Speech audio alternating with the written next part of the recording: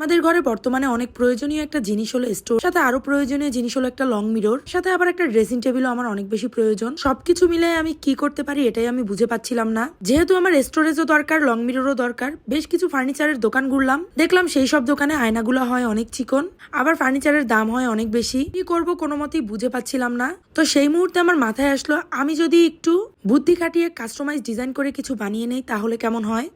যেই ভাবনা সেই কাজ। যেহেতু চিন্তা করেছি যে কাস্টমাইজ কিছু করব, বোর্ড দিয়ে যারা ফার্নিচার বানায় এরকম অনেকগুলো ওয়ার্কশপে গিয়েছিলাম ওই দিন। বেশ অনেকগুলো দোকানেই নিজেরা দর কষাকষি করছিলাম। লাস্টে এসে এই দোকানে আমাদের দামটা কিছুটা মিলেছিল। এই দোকানের এই ভাইয়ারা সব কাস্টমাইজ ডিজাইনের ফার্নিচারই তৈরি করে। হোয়াইট কালার ফার্নিচার কিন্তু অনেক বেশি প্রিমিয়াম ভাইবস দেয়।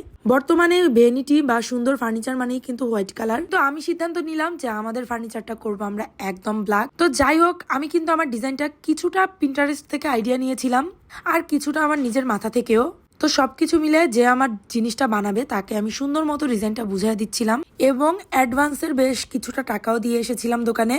যেহেতু এটা আমি ঈদের আগে বানাইতে দিছিলাম, তো ঈদের প্রায় 4-5 দিন পরে আমার ফোন আসে যে আমার ড্রেসিং টেবিলটা বানানো একদম কমপ্লিট। আগে বাসায় নেই, তারপরে আপনাদেরকে একদম ডিটেলসে দেখাবো যে এটা আমি আসলে কেমন ভাবে বানাইছি। আমি একটু দেখাইও দিলাম আমি আসলে এই দোকানটা থেকে বানাইছি। এটা হচ্ছে বরিশালের নাজিরা পোল এলাকায়। ওইভাবে ডিটেলস দিতে পারছি না, তবে কেউ যদি চান মেস্তুরির ফোন নাম্বার আছে আমার কাছে, ওইটা নিতে পারে। যাই হোক, সেইটাও পরের বিষয়। এই হচ্ছে মূলত আমার ড্রেসিং টেবিলটা, যেটার ভেতরে একদম সম্পূর্ণ একটা আলমারির মতো স্পেস। তোরে আমি অনেকগুলো শেলফ দিছি একদম আলমারির মতো। তার কারণ হলো আমার প্রয়োজনীয় ব্যাগ থেকে শুরু করে কাপড় চোপড় সব যেন আমি এটার মধ্যে রাখতে পারি। কারণ দেখা যায় বেডরুমে কিন্তু মানুষের প্রয়োজনীয় অনেক জিনিসপত্র থাকে, সেগুলো আমরা অনেক সময় চেয়ারের উপরে রাখি। আমার বাসার গুলো তো সব দোলনার উপরে পড়ে থাকে। তো এই চিন্তা করে এটার মধ্যে এতগুলা সেলফ বানানো যে আমার কাপড় চোপড় গুলো যেন সব যত্ন সহকারে থাকে। আর তার পাশে আমি অনেকগুলো এভাবে তাক দিয়ে দিলাম। এই তাকের উপরে আমাদের নিত্য প্রয়োজনীয় যত জিনিসপত্র আছে সবকিছু রাখবো, যেমনটা মানুষের ড্রেসিং টেবিলে রাখে।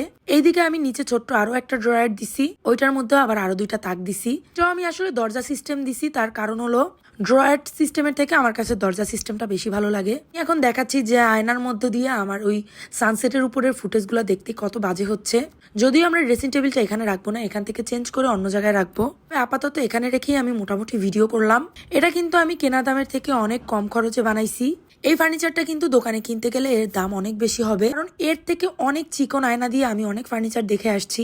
সব থেকে বড় কথা, এইটা আয়না কিন্তু দিচ্ছি আমি অনেক চ্যাপ্টার, অনেক লম্বা। মানে এর থেকে বেশি চ্যাপ্টা দিয়ে ড্রেসিং টেবিল বানানো সম্ভব না, ঠিক ততটা চ্যাপ্টা দিচ্ছি। যাই হোক, আজকের মতো বিদায় নিচ্ছি। সবাই ভালো থাকবেন, সুস্থ থাকবেন, আর আমাদের জন্য বেশি বেশি দোয়া করবেন। আল্লাহ হাফেজ।